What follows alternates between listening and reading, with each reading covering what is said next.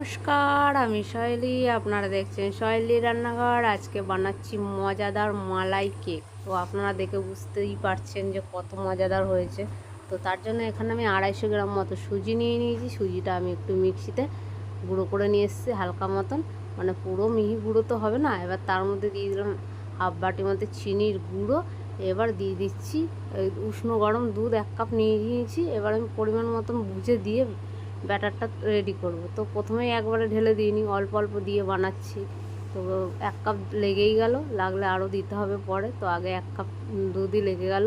উষ্ণ গরম দুধটা নিয়ে নেবেন, তাতে ভালো হবে, আরও সুজিটা ফুলে উঠবে, ব্যাটারটা সুন্দর হবে। তো এখানে আমার আরও হাফ কাপ দুধ লেগে গেল, মোটামুটি 1.5 কাপ আমি দুধ দিয়ে দিয়েছি। দিয়ে ব্যাটারটা তৈরি করে নিচ্ছি। আপনারাও এরমভাবে অল্প অল্প করে দেবেন, যতটা লাগবে সেই বুঝে আপনারা দিয়ে দেবেন। বেশি পাতলা করবেন না।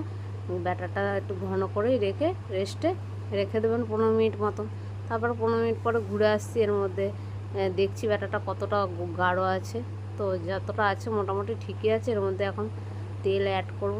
সাদা অয়েল নিয়ে নিলাম, ওই ছোটো বাটির 1 বাটি মতন, মানে কাপ হিসাব করলে হাফ কাপ। তো তেলটা আমি ভালো করে মিক্স আপ করে নিচ্ছি।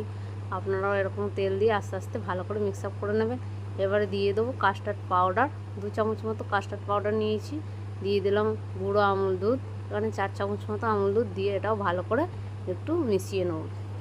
আপনারা একবার বাড়িতে এইভাবে মালাই কেক অবশ্যই বাড়িতে বানাবেন, বানিয়ে খেয়ে দেবেন, যে স্বাদ হয় এর অপূর্ব টেস্ট। একবার না খেলে বাড়িতে বানিয়ে বুঝতে পারবেন না যে এর টেস্ট কত সুন্দর।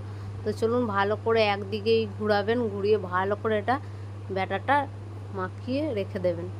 এবার দিয়ে দিলাম 1 চামচ বেকিং সোডা আর 1 চামচ বেকিং পাউডার, হাফ চামচ বেকিং পাউডার, 1 চামচ বেকিং সোডা আর সামান্য একটু লেবুর রস দিয়ে এটা একটু ফার্মেন্ট করে নিচ্ছি। আপনারা না এমনি জল দিয়েও নিতে পারেন।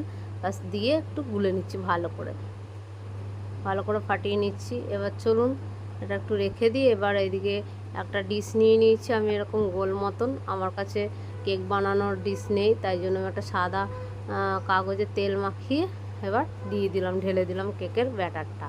তো আপনারা যেরকম ডিশ পাবেন বাড়িতে সেই অনুযায়ী দিলেই হবে। এবারে দিয়ে কড়াইটা আমি আগেই বসিয়ে রেখেছিলাম, দিয়ে একটা স্ট্যান্ড দিয়ে তার উপরে কেকটা বসিয়ে এবার ঢাকনাটা দিয়ে দেবো। ঢাকনাটার যে ছিদ্র আছে ওটা একটু কাগজ দিয়ে বন্ধ করে দেবো, তাহলে ভাপটার ভেতরেই থেকে যাবে। বেশি দেরি লাগবে না, পুরো 10 মিনিটেই এই কেকটা আপনারা বানিয়ে নিতে পারবেন। প্রথমে হাই ফ্লেমে রাখবেন 10 মিনিট, তারপর লো করে দেবেন, মিডিয়াম টু লো দিয়ে রেখে দেবেন, দেখবেন কেকটা হয়ে গেছে। তো এদিকে দুধ আমি জাল করে রেখেছিলাম, দেখুন এবার কেকটা একবার চেক করে দেখছি হয়ে গেছে। এবার গরম আছে, ঢেকে রাখছি, এদিকে দুধটা বানিয়ে নিয়ে চলুন। আমার দুধ বানানোর আগেই কেকটা রেডি হয়ে গেছে, বুঝতেই পারিনি যে এত তাড়াতাড়ি হয়ে যাবে।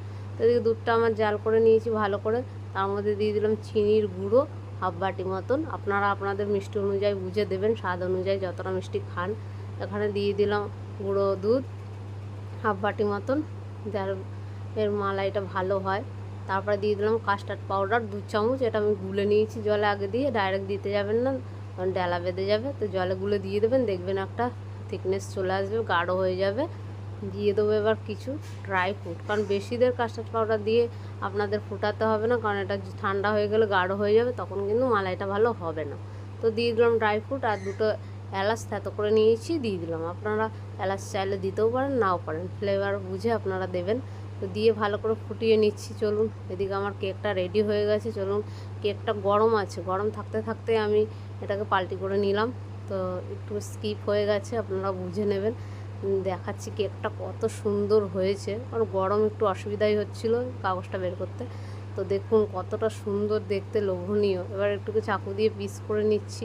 একটু গরম থাকতে থাকতে কাটবেন, যে কারণ মালাইটা দিলে যাতে কেকের মধ্যে ভালো করে অ্যাবজর্ব হয়ে যায়। তো আমি সেইভাবেই, গরম একটু কাটতে অসুবিধা হচ্ছে তাও কেটে নিচ্ছি, গরমটা দিলে ভালো হবে। তো চাকু দিয়ে কেটে নিচ্ছি, আপনারা পিস পিস করে কেটে নেবেন। দেখুন এক পিস তুলে দেখানোর চেষ্টা করছি, এতটাই গরম তুলতে পারিনি, তো সাইড দিয়ে এটা তুলে দেখাচ্ছি কতটা কনসি আর কত সুন্দর হয়েছে।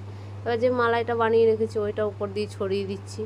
দেখেছেন মালাইটার থিকনেসটা পুরো এরকম হবে, না হলে কিন্তু ভেতরে পুরো ঢুকবে না মালাইটা। তো এইভাবে একবার ফ্রিজে রেখে খেয়ে দেখবেন এত টেস্টি হয়। তো মালাইটা সবটা দিয়ে দিচ্ছি, প্রায় আমার জমেই গেছে। এবার দেখুন এক পিস কেটে দেখাচ্ছি, এত লোভনীয় খেতে। যদি ভালো লাগে অবশ্যই একটা লাইক